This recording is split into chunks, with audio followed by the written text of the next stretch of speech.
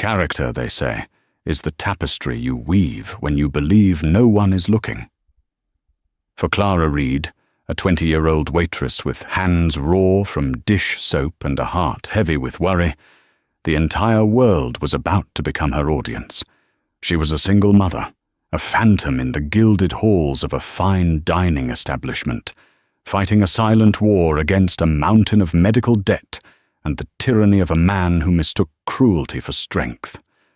When she offered a bowl of soup to a shivering old man, she thought the only price would be her job, a job she desperately needed.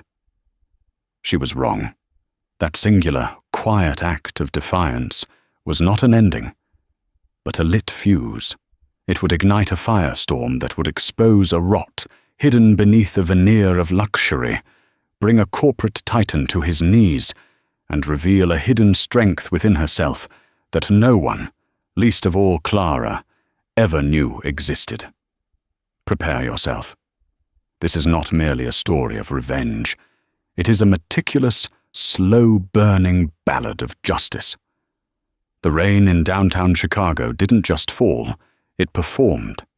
It was a percussive, relentless assault against the floor-to-ceiling windows of Le Ciel Étoilé, a restaurant whose name meant the starry sky, but whose atmosphere was closer to a polished, silent tomb. It was a Wednesday, a night of hushed conversations and the clinking of expensive silverware on porcelain.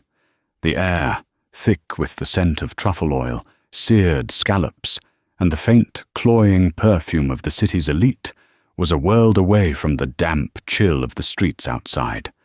Clara Reed moved through it all like a ghost. She adjusted the knot on her stark black apron, the fabric a constant, scratchy reminder of her station. Her feet, encased in mandatory but ill-fitting, sensible black shoes, sent sharp, rhythmic protests up her legs. It was only 8 p.m., but the ache was already a familiar companion. It was a metronome counting down the hours until she could go home to her tiny apartment, to the mounting pile of bills on her kitchen table, and to her 6-year-old daughter, Maya, whose laughter was the only thing keeping the wolves of despair from the door. Maya's epilepsy medication was a constant, crushing expense, a monthly ransom note from fate. Reed, Table 7 needs their wine decanted.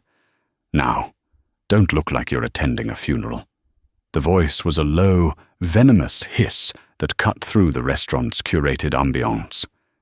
Marcus Thorne, the general manager of Le Ciel Étoilé, stood near the hostess stand, his posture ramrod straight in a suit that cost more than Clara's rent for 3 months.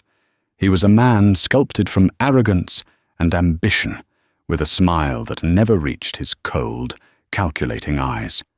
He managed the restaurant not as a purveyor of fine dining, but as a warden overseeing a particularly opulent prison. "Yes, Mr. Thorne," Clara murmured, her voice a practiced monotone of compliance. The knot of anxiety in her stomach, another constant companion, tightened. She retrieved the bottle of Chateau Margaux from the service bar, her hand steady despite the tremor she felt inside. This was the job. Move with grace when your feet are screaming. Recite the tasting notes of a wine you'll never afford. Smile when a customer dismisses you with a wave of their hand. Smile when your boss dissects your every move with surgical disdain. "For the gentleman," she said softly at table 7, presenting the bottle. "A 2005 Margaux. Excellent choice. It offers notes of blackcurrant, violets, and a hint of cedar." As she performed the ritual of decanting, the heavy glass door of the restaurant swung open with a violent gust of wind, dragging in a swirl of rain and the gritty scent of the city. The temperature seemed to drop, and a collective, subtle shift occurred in the room. Conversations faltered. Heads, adorned with jewels and perfect coiffures, turned. Framed in the doorway was a man who seemed to be composed of the storm itself. He was elderly, his back bent into a permanent question mark, his body racked with a tremor that was more than just the cold. His coat was a thin, tattered tweed, soaked to a dark, miserable grey. His shoes were cracked leather, with newspaper stuffed into the gaping holes at the toes. A matted white beard clung to his jaw, and water dripped from the end of his long, thin nose onto the pristine marble of the entryway. He took one hesitant step inside, leaving a damp footprint on the polished floor, and then froze, his eyes, a startling, pale blue, darting around the room as if he expected to be physically struck.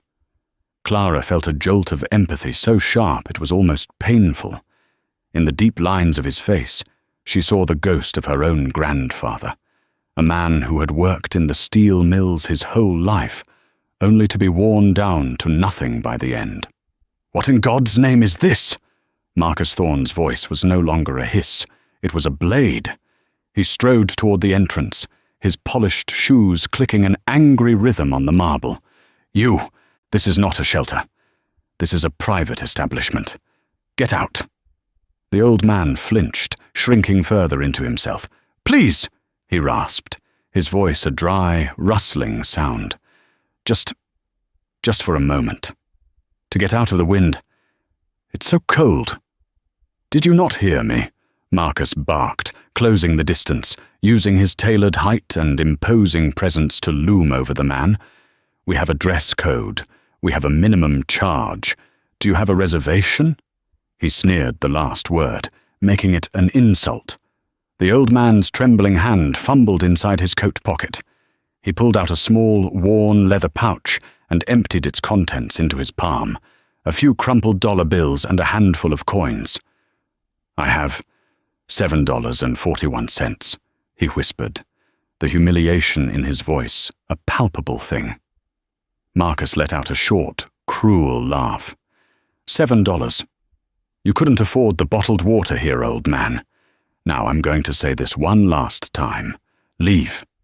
Before I have security, escort you out."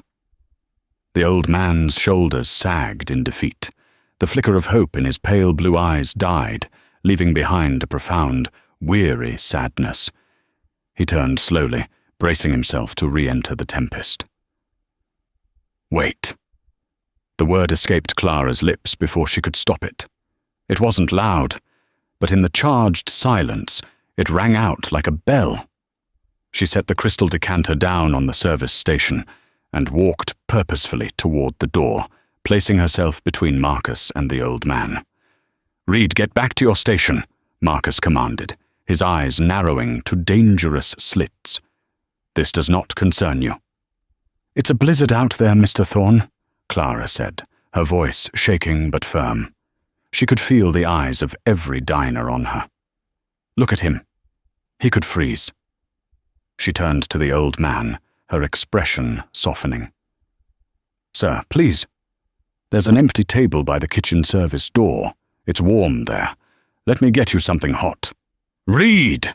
Marcus roared, his voice now a full-throated display of fury that shattered the restaurant's decorum. "If he sits, you are paying for whatever he consumes. Full menu price, and it will come out of your paycheck." "Fine," Clara snapped, the word sharp and final. She took the shivering man's arm, surprised by the boniness beneath the damp tweed, and guided him toward the small, undesirable two-top table tucked away near the swinging kitchen doors. "Put it on my tab." A hush fell over Le Ciel Étoilé. The diners watched, a mixture of discomfort, pity, and morbid curiosity on their faces. Clara ignored them. She sat the man down, his trembling making the chair rattle. "I'll be right back," she whispered. She went not to the coffee maker, but to the kitchen. The chef, a temperamental Frenchman named Jean-Pierre, looked up from plating a dish, his eyebrows raised. "He needs something hot." "Soup," Clara said, her tone leaving no room for argument. "The potato leek, and a basket of the sourdough." Jean-Pierre, who feared Marcus but respected Clara's quiet competence, simply nodded and ladled a steaming bowl of soup. Clara brought the soup and the bread, still warm from the oven, to the table. The rich, creamy aroma rose in a comforting cloud. "Here," she said gently, placing the bowl before him. "Eat this. It will warm you up." The old man looked up at her, his gaze intense. Those pale blue eyes seemed to see right through her uniform, her exhaustion, her fear. For a fleeting moment, the tremor in his hand ceased. "You shouldn't have done this, young lady," he said, his voice clearer now. "He is a man who enjoys his power." "He's a bully," Clara whispered back, placing a spoon and a napkin on the table. "My name is Clara." The man paused, looking from the soup to her face. "Alistair," he said after a moment. "My name is Alistair." "It's nice to meet you, Alistair. Please eat before it gets cold." For the next 15 minutes, an oasis of peace existed at that small table. Alistair ate with a slow, deliberate grace that seemed utterly at odds with his appearance. He didn't slurp the soup. He broke the bread. He didn't tear it. He held the spoon with a steadiness that belied his earlier shivering. But across the dining room, Marcus Thorne was simmering. He wasn't just angry. He was incandescent with rage. He saw her defiance not as kindness, but as a personal insurrection. He saw the sympathetic glances some of the patrons were giving her, and he loathed it. He needed to re-establish his dominance, to make an example of her that no one would ever forget. He marched toward the table, his face a mask of theatrical concern. "Sir," he said to Alistair, his voice dripping with false politeness, "I do hope you've enjoyed your refreshment. But this table is reserved for our 7:30 booking, and they have just arrived. You'll have to leave now." Alistair looked at the empty hostess stand, then back at Marcus, his blue eyes knowing. He slowly placed his spoon down on the napkin. "Of course," he said quietly. "Thank you, Clara. That was the finest soup I have tasted in many years." "Let him finish his bread," Clara pleaded, standing up to face Marcus. "He is finished," Marcus hissed, grabbing the half-empty soup bowl from the table. "And so are you. My office. Now." He turned to a nearby busboy. "Clear this, and sanitize it. Thoroughly." In the cramped, windowless office, the air was thick with the scent of Marcus's expensive cologne and his barely contained fury. "Do you have any idea what you've done?" he began, pacing behind his mahogany desk. "You have undermined my authority. You have jeopardized the image of this restaurant. Our patrons pay thousands of dollars for an experience, an escape from the filth of the street, and you invite it right in and serve it soup." "He was an old man who was freezing," Clara said, her hands clasped behind her back to stop them from shaking. "He was a vagrant, a liability." Marcus slammed his hand on the desk, making a stack of invoices jump. "This isn't some charity kitchen, Reed. This is a business, a high-end, exclusive business, and your bleeding heart has no place in it. I said I would pay for it. It was never about the $7 for the soup," he screamed, his face turning a blotchy red. "It's about the principle, the standard. The message you sent to my staff and my customers is that the rules don't matter, that anyone can just walk in here and get a handout." He stopped pacing and leaned over the desk, his face inches from hers. "You're a liability, Clara, a sentimental fool. You're fired." The words hit her with the force of a physical blow. The room tilted. "Fired." The word echoed in the sudden, ringing silence. "Rent. Maya. The medication." "Mr. Thorne, please," she whispered, the fight draining out of her, replaced by a cold, sickening dread. "You can't. My daughter. She needs her medicine. I'll work a double. I'll clean the grease traps. Please, don't do this." A cruel, triumphant smile spread across his face. He was enjoying this. He was savoring her desperation. Should have thought of your daughter before you decided to play Mother Teresa to every piece of trash that blows in off the street, he sneered. Take off your apron. Your final paycheck will be mailed to you, minus the cost of the soup and the dry cleaning bill for the chair he sat on. He wanted to humiliate her completely. He escorted her out of the office and back into the dining room, where Alistair was being shadowed toward the door by a burly security guard. Let everyone be a witness to this, Marcus announced to the room at large. Le Ciel Étoilé does not tolerate insubordination or the degradation of our standards. Miss Reed is no longer an employee here. Clara stood frozen, the eyes of the entire restaurant on her. She felt her face burn with shame.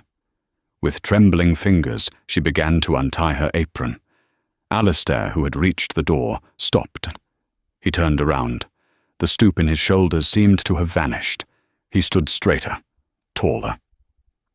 You are making a grave miscalculation, Mr. Thorne, he said, his voice quiet, but carrying an unexpected weight of authority. Marcus laughed. The only mistake I made was hiring her.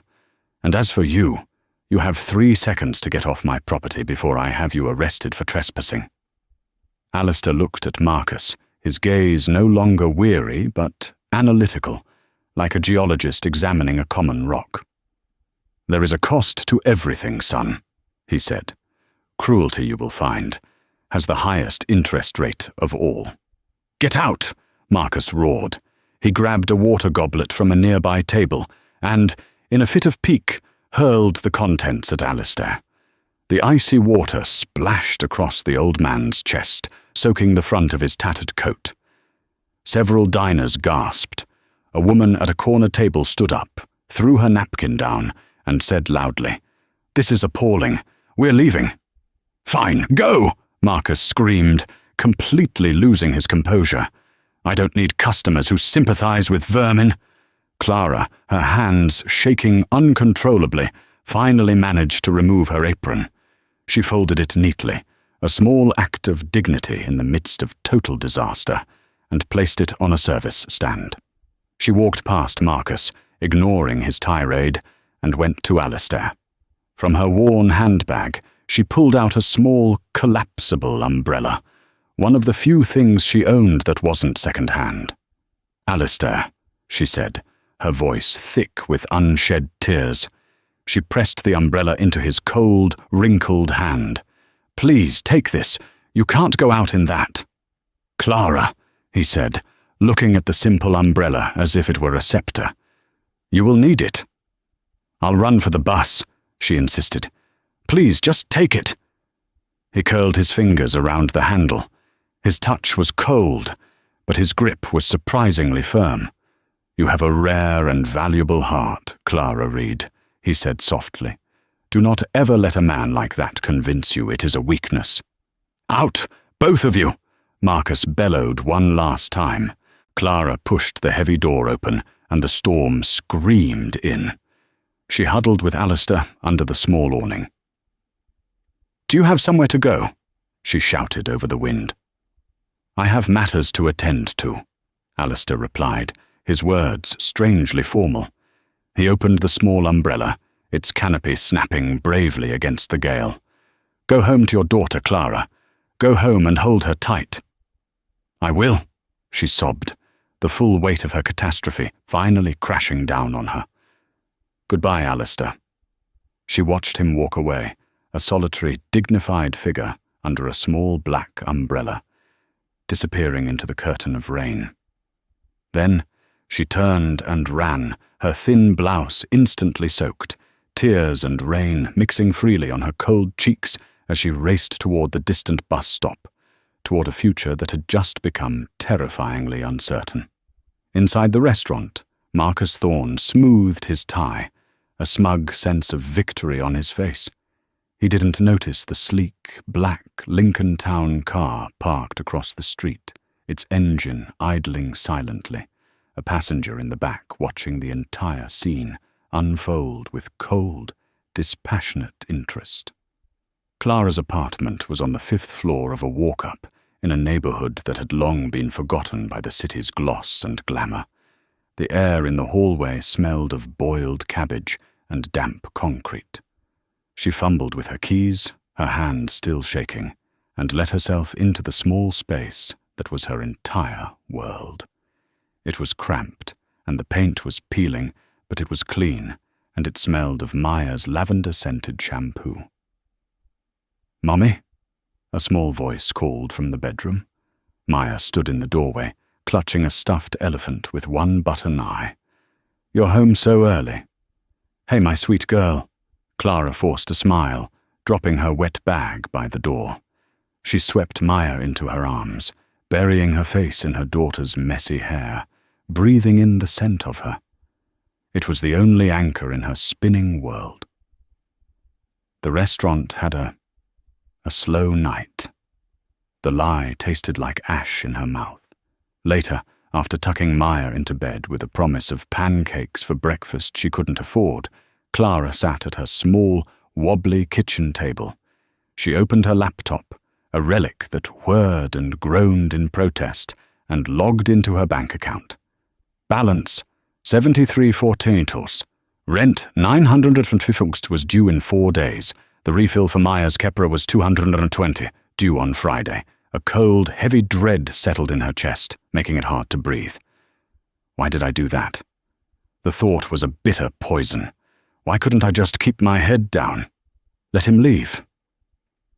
But then, the image of Alistair's face, the profound humiliation in his eyes as Marcus sneered at him, flashed in her mind. She remembered the splash of the ice water. No, she couldn't have walked away. Some lines, once you cross them, you can never go back. Her integrity had cost her everything, but the alternative, she realized, would have been to lose a part of herself she couldn't live without. She spent the next 4 hours applying for every restaurant job she could find online. Dishwasher, prep cook, hostess at a 24-hour diner. The applications vanished into the digital void, one after another. At 1:10 a.m., her phone buzzed. It was a text from Maria, another waitress at Le Ciel Étoilé. "Clara, you need to know. Marcus is telling everyone you were fired for stealing from the register. He said he caught you pocketing cash from table 7. He's telling people he'll make sure you never work in a decent restaurant in this city again." The phone slipped from her numb fingers and clattered onto the table. It wasn't enough to fire her. He had to salt the earth. He was poisoning her name, ensuring she would be trapped. Nausea rose in her throat. She ran to the bathroom and was sick. Across the city, in a penthouse apartment overlooking the glittering expanse of Lake Michigan, the atmosphere was one of quiet, controlled power. A fire crackled in a marble fireplace. The furniture was minimalist and modern. The art on the walls was original Rothko. Alistair Sterling, founder and CEO of Sterling Global Holdings, one of the largest private equity firms in the world, sat in a leather armchair, wrapped in a thick cashmere robe. His personal physician was just finishing up. "Your core temperature is back to normal, Mr. Sterling," the doctor said, packing his medical bag. "But your blood pressure is elevated. I cannot stress this enough. These incognito excursions of yours are going to give me a heart attack, if not you. You are 82 years old." "I needed to see the rot for myself, David," Alistair said, his voice no longer a dry rasp, but a deep, resonant baritone. "My grandson, Robert, is the regional director for that restaurant group. He assured me it was the jewel in our hospitality portfolio. It appears my grandson is either a fool or a liar." The study door opened, and a man in a flawlessly tailored grey suit entered. This was Harrison Croft, Alistair's chief counsel for 40 years, a man whose mind was as sharp and unforgiving as a shard of glass. "Sir," Harrison said, holding a tablet, "we have the preliminary report." "Tell me about the girl," Alistair commanded, waving off any financial talk for the moment. "Clara Reed, Harrison read. 20 years old. Single mother. Daughter, Maya, 6, has a severe form of epilepsy. The father is not in the picture. She's enrolled in online accounting courses at the community college, trying to get a degree. She's 4 days from eviction. According to our background check, she has no criminal record, not even a parking ticket. She is, by all accounts, precisely what she appears to be. Alistair closed his eyes, his long, wrinkled fingers gripping the arms of his chair. He could feel the cheap plastic handle of the umbrella in his hand, a small, inadequate shield against a world of cruelty. She had a nothing, and she had given him shelter. She gave me her umbrella, Harrison, Alistair said, his voice thick with emotion. While her world was falling apart, her first instinct was to keep an old stranger from the rain. "What are your instructions, sir?" Harrison asked, his tone neutral. "We can have Mr. Thorne arrested for slander and wrongful termination by sunrise. We can file a civil suit that will strip him of every asset he has." Alistair stood and walked to the vast window, looking down at the city lights twinkling below like a fallen constellation. "No," he said, a cold, hard glint in his pale blue eyes. "Too clean. Too quiet. Mr. Thorne enjoys public spectacles. He likes an audience for his cruelty. It seems only fair that he should have one for his come-uppance." He turned back to his lawyer. "Harrison, I want you to buy the parent company, the entire restaurant group. I don't care what it costs. Have it done by market open, and get the legal team ready. I want every scrap of paper from that restaurant's books for the last 5 years. I have a feeling Mr. Thorne's villainy isn't limited to his staff." He paused. "And find out where Miss Reed lives. Send an unmarked car to watch her apartment. I don't want her to disappear before the show begins." "And the show, sir?" Harrison asked. Alistair's lips curved into a thin, merciless smile. "The show begins tomorrow, at lunch service. I believe I have a reservation to keep." The next morning was grey and oppressive, a perfect mirror of Clara's soul. She hadn't slept. Every time she closed her eyes, she saw Marcus's sneering face, followed by the terrifyingly low number in her bank account. She sent Maya off to school with a kiss and a promise of a trip to the park after, a promise she had no idea how she would keep. She had to go back. It was the most humiliating thing she could imagine, but she had no choice. Her final paycheck, even with Marcus's spiteful deductions, was her only lifeline. It was maybe, just maybe, enough to pay for the medication and beg her landlord for a few more days' grace on the rent. She walked the 20 blocks to the restaurant, each step a small death. When she arrived, the lunch service was in full swing. She took a deep breath, whispered, "For Maya," and pushed the door open. The restaurant fell silent for a fraction of a second before the buzz resumed, more hushed this time. Maria gave her a pained, sympathetic look from across the room. Marcus was standing by the bar, schmoozing with 2 wealthy-looking patrons. He saw her, and his face hardened. He excused himself and strode over to her. "I thought I made myself clear," he hissed, grabbing her arm and pulling her toward the door. "You are not welcome here." "My paycheck, Marcus," she said, her voice surprisingly steady. "The law says you have to give it to me on my last day." He laughed, a dry, humorless sound. "My accountants are still calculating the damages, the customers who walked out, the cost of your little charity case. By the time they're done, you'll owe me Harstorm money.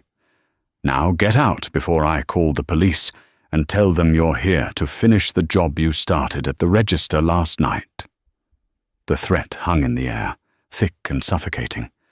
Defeated, Clara felt tears welling in her eyes. She had nothing, no power, no recourse. As she turned to leave, a low rumble started outside, a sound that vibrated through the soles of her worn-out shoes. The light in the restaurant dimmed as a massive shadow fell across the front windows. "What is that?" a customer asked, squinting. Marcus looked out, annoyed. "Probably some delivery truck blocking the street again. I swear the incompetence—" His words died in his throat. It was not a delivery truck. Parked directly in front of Le Ciel Étoilé, double-parked and utterly indifferent to the honking traffic, was a procession that stopped the heart. 2 black Range Rovers, gleaming and silent, bracketed a vehicle that looked like it had been carved from a single block of obsidian. A Rolls-Royce Phantom, long wheelbase, its iconic Spirit of Ecstasy hood ornament, seeming to stare down the lesser world around it. The entire restaurant was on its feet, craning to see. "Is that a celebrity?" someone whispered. "That's old money," another diner murmured. "That's billed the hospital wing money." Marcus's demeanor changed in an instant. His mind raced. A critic? An investor? He smoothed his hair and straightened his tie. "Everyone, look sharp," he hissed to the staff. "This could be important." The doors of the Range Rovers opened, and 4 men in dark suits and earpieces emerged, moving with the fluid, coordinated grace of a predator. They scanned the street, the building, the faces in the window. One of them opened the restaurant door and stood guard, his presence a silent, immovable warning. A chauffeur in a crisp grey uniform exited the Rolls-Royce and opened the rear passenger door. A single, impeccably polished black Oxford shoe emerged, followed by the tip of a sleek, silver-handled cane. The man who stepped out was Alistair. But it was not the Alistair from the night before. This man was transformed. He wore a bespoke, charcoal grey 3-piece suit, a crisp white shirt, and a silk tie the colour of blood. His white hair was perfectly coiffed, his face clean-shaven. He moved with a slow, deliberate power, an aura of command radiating from him like a physical force. Marcus nearly tripped over himself, rushing to the door. "Welcome, sir. Welcome to Le Ciel Étoilé," he gushed, bowing slightly. "I am Marcus Thorne, the general manager. An honor to have you. We have our finest table waiting for you, of course." Alistair slid a pair of dark sunglasses from his face, folding them with a precise click. He looked around the opulent dining room, his pale blue eyes sweeping over everything, his expression unreadable. Then his gaze fell on Clara, who stood frozen by the door, her heart hammering against her ribs. He gave her a minuscule, almost imperceptible nod. "I don't require your finest table, Mr. Thorne," Alistair said, his voice calm and resonant. He walked past Marcus, his cane tapping a steady, rhythmic beat on the marble floor. He didn't stop at a table. He walked directly to the empty, disgraced two-top by the kitchen door. He ran a gloved finger over its surface. "I believe I was sitting here," he said, turning to face the bewildered manager. "I ordered the potato leek soup. I was interrupted before I could finish." The blood drained from Marcus Thorne's face. He stared, his mouth agape, as his brain struggled to connect the regal billionaire in front of him with the pathetic, shivering beggar he had thrown into the street. The suit, the car, the power, and those same, unforgettable, piercing blue eyes. "You," Marcus whispered, his voice a strangled croak. You're the tramp." The silence in Le Ciel Étoilé was no longer one of refined elegance. It was a thick, suffocating blanket of pure shock. Every fork was suspended mid-air. Every hushed conversation had died. The only sound was the frantic, panicked thumping of Marcus Thorne's own heart. "Tramp," Alistair Sterling repeated, the word rolling off his tongue with a cold, clinical precision. An interesting choice of word for a man who, until 10 o'clock this morning, was a shareholder in this establishment. He turned his head slightly. Harrison. On cue, the man in the grey suit, Harrison Croft, entered the restaurant. He carried a slim, expensive leather briefcase. He moved with the silent, deadly purpose of a shark gliding through water. He walked to the table and placed the briefcase upon it, the soft click of the latches echoing in the tomb-like quiet. Who are you people?" Marcus stammered, taking an involuntary step back. He looked wildly at Clara. "Did you do this? Is this some kind of sick joke?" "Be silent, Mr. Thorne," Harrison said, his voice devoid of all emotion. "My name is Harrison Croft. I am Chief Legal Counsel for Sterling Global Holdings." A wave of gasps rippled through the room. Even the wealthiest patrons knew that name. Sterling Global was a leviathan, a corporate empire with tentacles in every corner of the global economy. "And this," Harrison continued, gesturing to Alistair, "is Mr. Alistair Sterling, the chairman and founder of that organization. An organization which, as of 9:47 a.m. Eastern Standard Time, completed its acquisition of the parent company, Lux Dining Gr. The air in Le Ciel Étoilé had become a vacuum, sucking all sound, all motion, all thought into a silent, spinning vortex. Marcus Thorne, a man who had moments before been the absolute monarch of this small, gilded kingdom, was now a spectre. The colour had not just drained from his face, it had been violently ripped away, leaving behind a waxy, translucent mask of terror. His eyes, fixed on Alistair Sterling, were the eyes of an animal that has just understood the nature of the trap it has blithely walked into. "You," Marcus finally managed, the word a dry, crumbling thing, like a dead leaf skittering across pavement. "You're him." Alistair Sterling did not smile. A smile would have been a concession to emotion, a flicker of heat in the Arctic calm of his demeanour. He simply inclined his head, a gesture of confirmation so slight it was almost imperceptible. "I am," he said, his voice a low, resonant hum that seemed to vibrate in the very floorboards. "And you, Mr. Thorne, are a thief." Harrison Croft, moving with the frictionless efficiency of a seasoned executioner, took a step forward. He did not raise his voice. He didn't need to. The words themselves were blades. "Our forensic accounting team, working through the night, has uncovered a systematic pattern of fraud dating back 41 months. You have been voiding cash transactions, primarily from our wealthiest and least attentive clientele, and rerouting the funds through a series of shell corporations. The current estimate of your theft stands at $1.7 million. A collective gasp, sharp and sibilant, swept through the dining room. Marcus began to shake, a tremor that started in his knees and worked its way up his spine. "Lies," he stammered, his gaze darting around the room, seeking an ally, a friendly face, finding only a sea of fascinated, horrified stares. It's a clerical error, a software glitch. You can't prove anything." "Oh, but we can," Harrison continued, his tone flat, surgical. "We can prove the wire transfers to an account in your mother's maiden name in the Bahamas. We can prove the falsified inventory reports you used to cover the theft of vintage wines from the cellar. But that is merely the grand larceny. The truly distasteful part of your enterprise is the petty cruelty, the payroll fraud." He turned his gaze for a moment to the stunned staff huddled by the service station. "You have been systematically shaving minutes from every hourly employee's timesheet. 10 minutes here, 20 there. Pennies to you, but bread and medicine to them.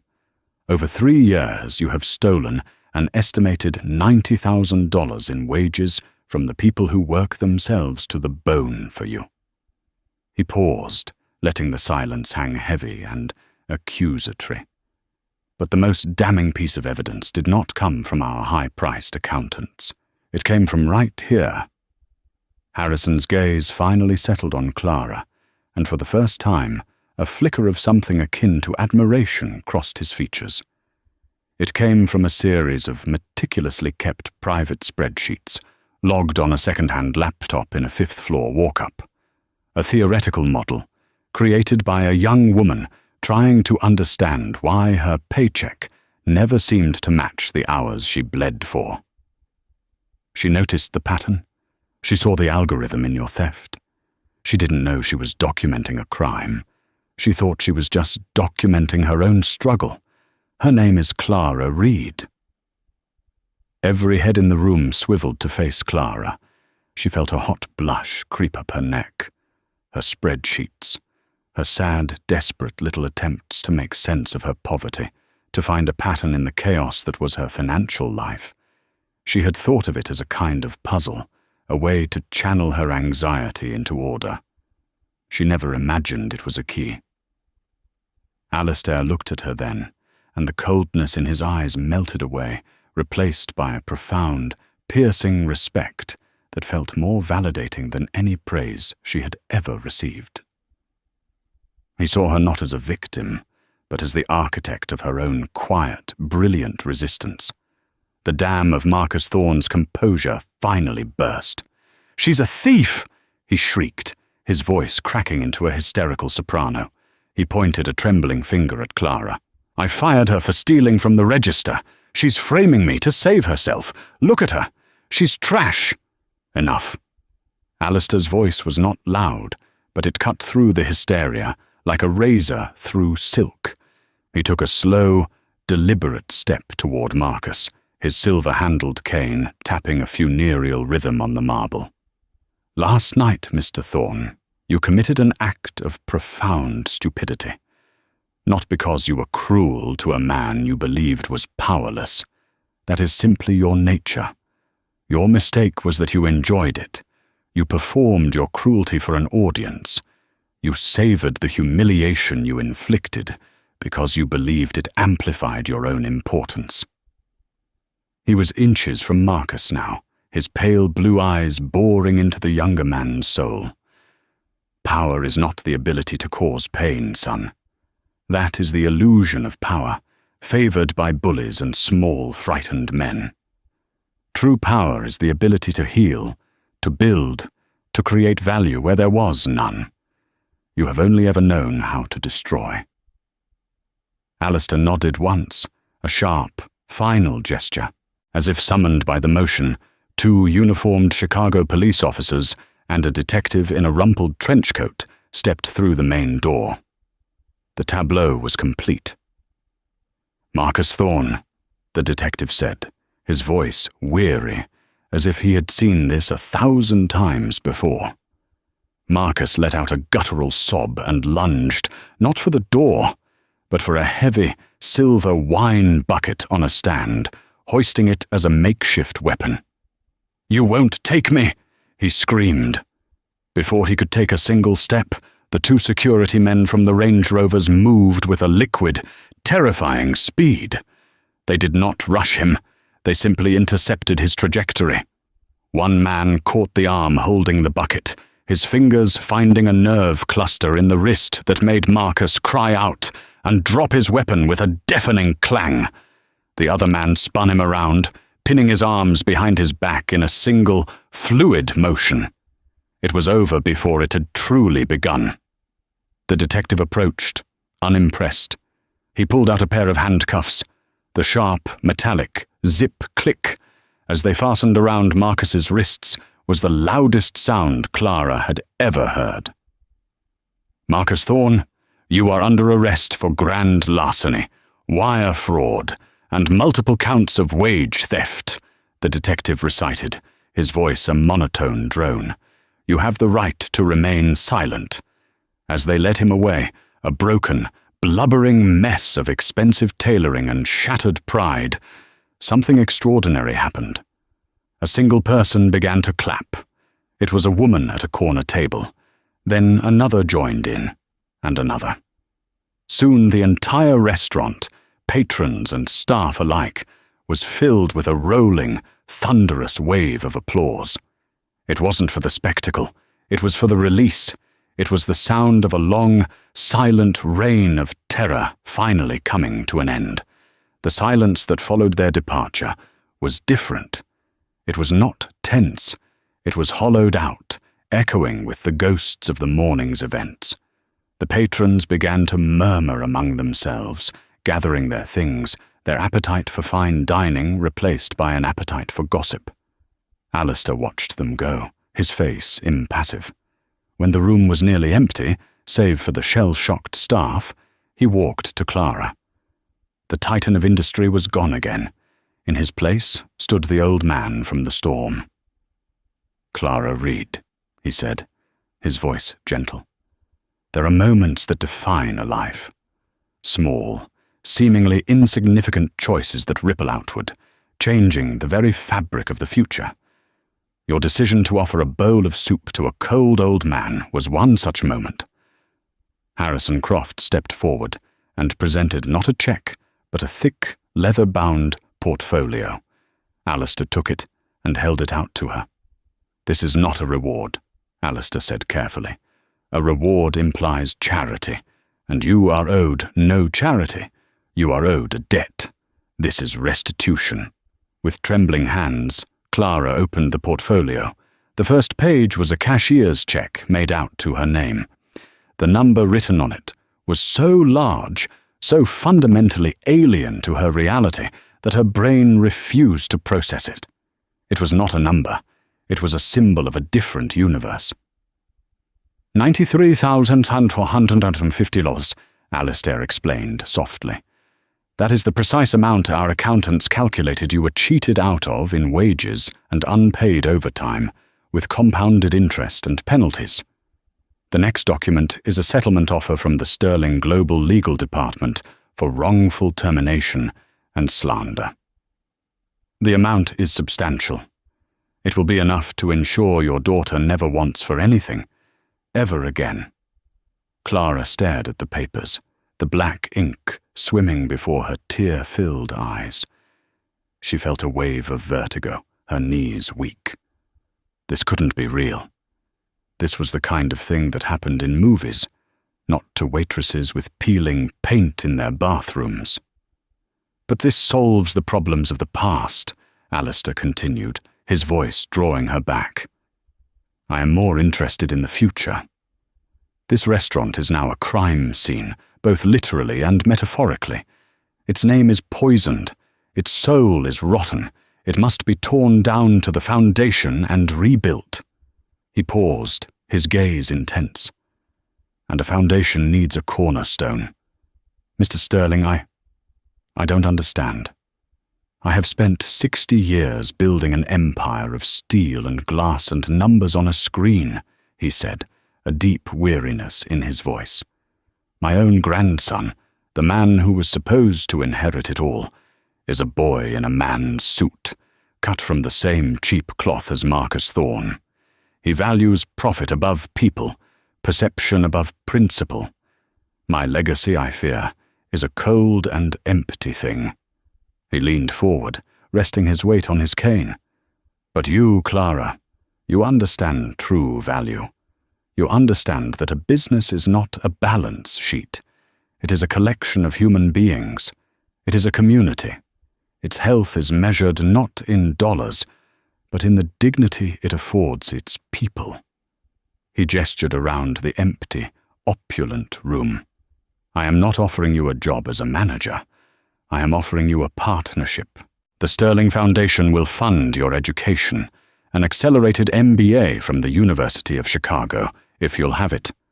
While you study, you will work here, with me, with Harrison, with the best minds in the business.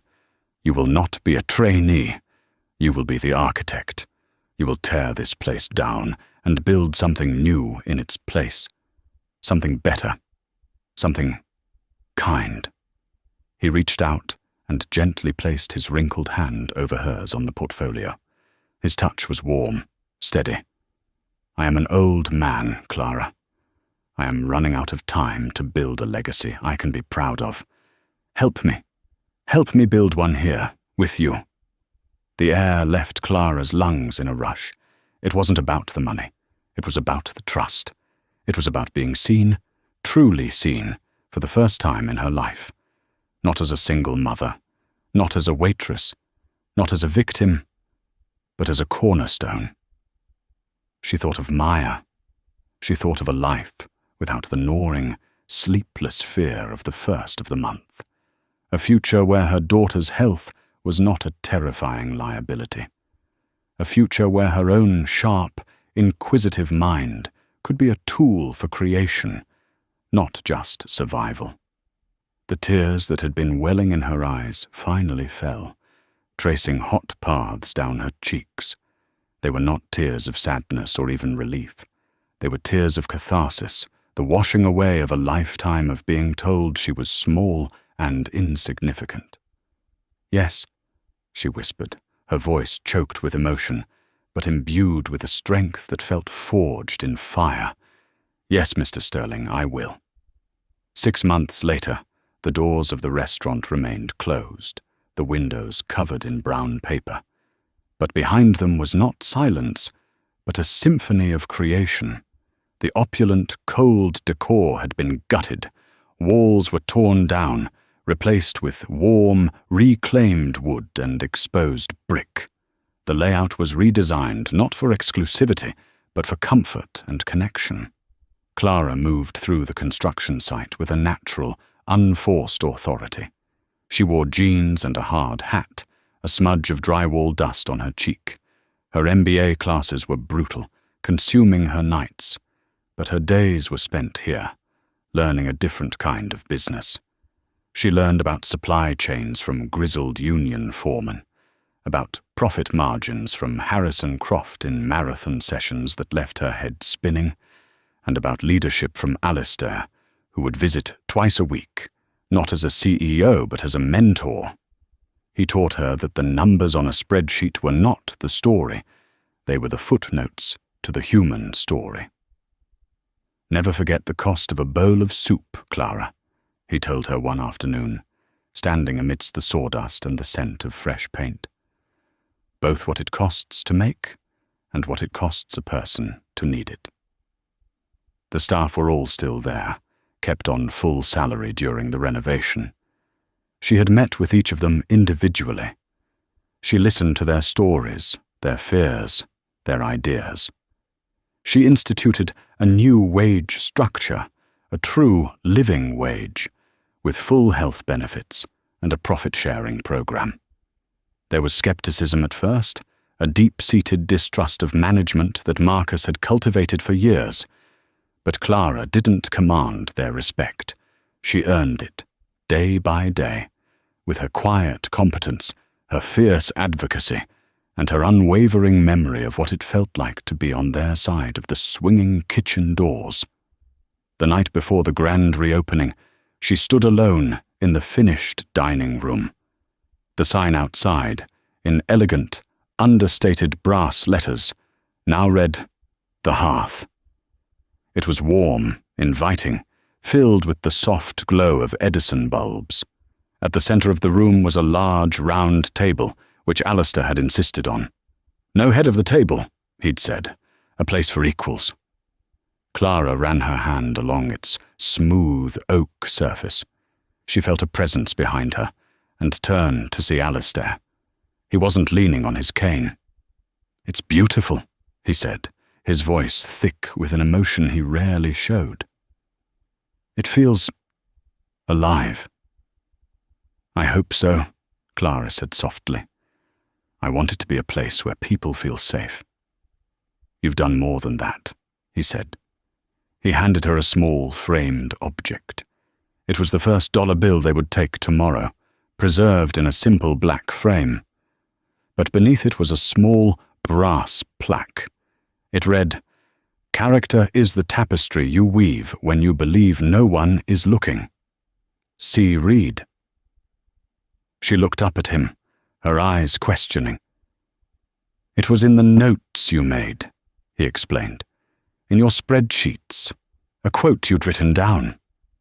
Clara felt her cheeks flush. It was a silly thing, something she'd jotted down late one night to keep herself going. "It is not silly," Alistair said, as if reading her mind. "It is the entire foundation of this enterprise. It is the cornerstone." He looked around the room at the culmination of their shared vision. "My grandson called me last week. He'd heard about this project. He called it Alistair's sentimental folly. He said it was a poor allocation of capital." Alistair met her gaze, and his pale blue eyes were clearer and brighter than she had ever seen them. "I told him he was right. It is not about capital. It is about legacy. And for the first time in a very long time, I am proud of the one I am building." The next evening, the hearth opened its doors. It was not filled with the city's elite, but with the neighborhood. There were families and students, artists and construction workers. Maya sat at the round table, doing her homework, occasionally running a glass of water to a table with a look of immense self-importance. Later in the evening, a young woman came to the hostess stand.